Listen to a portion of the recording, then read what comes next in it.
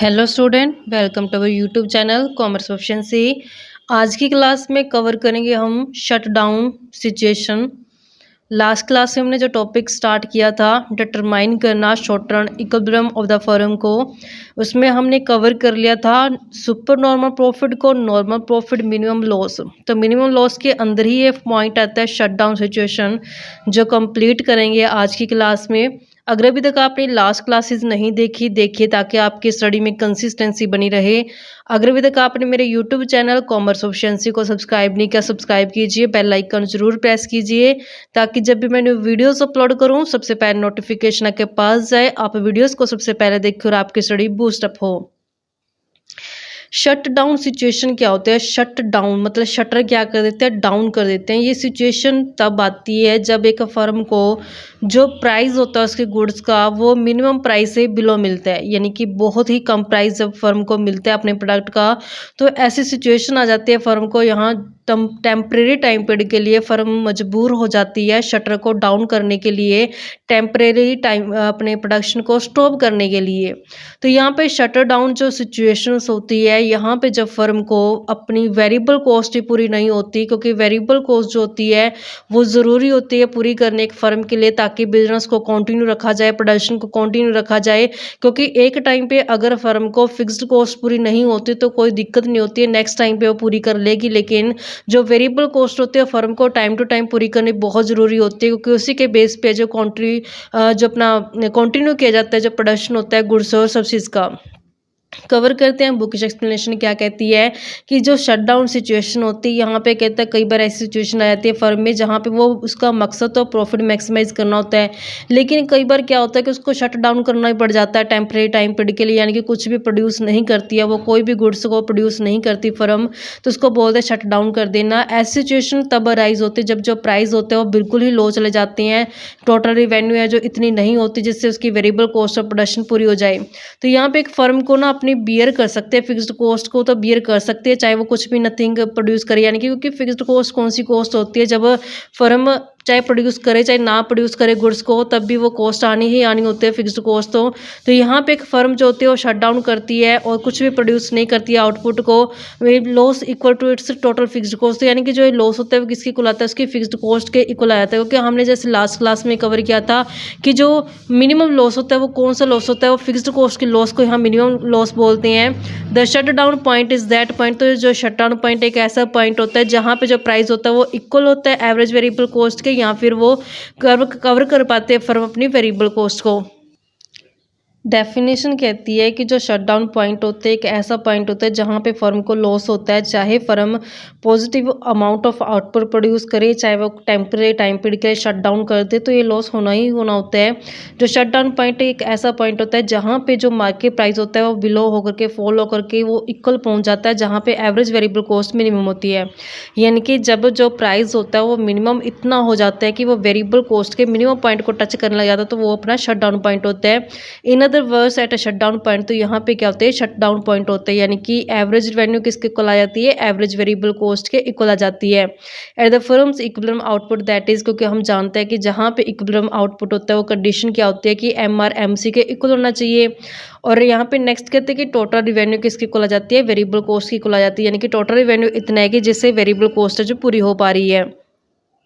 It is called shutdown point since its loss from productions where MR is equal to MC is the same as its loss from shutting down। तो यहाँ पे कहते हैं कि इसको shutdown point ऐसे इसलिए कहा जाता है क्योंकि जो लॉस होता है प्रोडक्शन का, जहाँ पे MR इक्वल होता है MC के, same as its loss from shut down, तो कहते हैं वो एक सेम ही आता है जो अपना शट डाउन का लॉस होता है।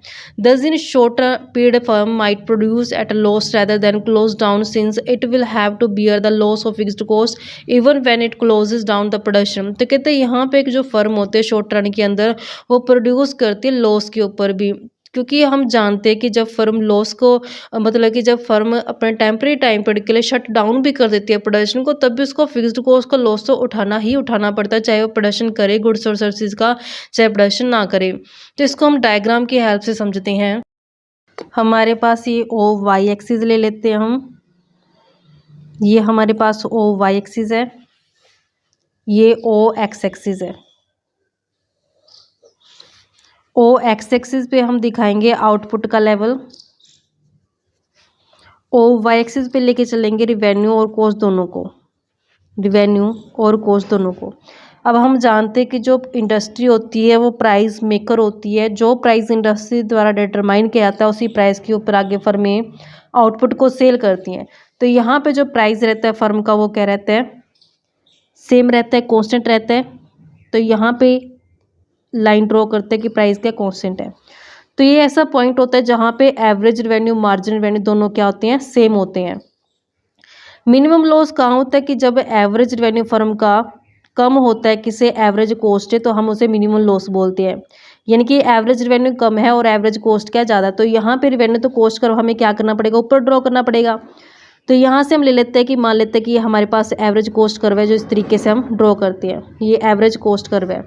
अब एवरेज कॉस्ट के मिनिमम पॉइंट से होकर क्या जाएगा, मार्जिनल कॉस्ट कर्व जाएगा। तो यहाँ पे अपन ले लेते हैं कि जो मार्जिनल कॉस्ट कर्व है, जो इस तरीके से हम मार्जिनल कॉस्ट कर्व को बना देते हैं।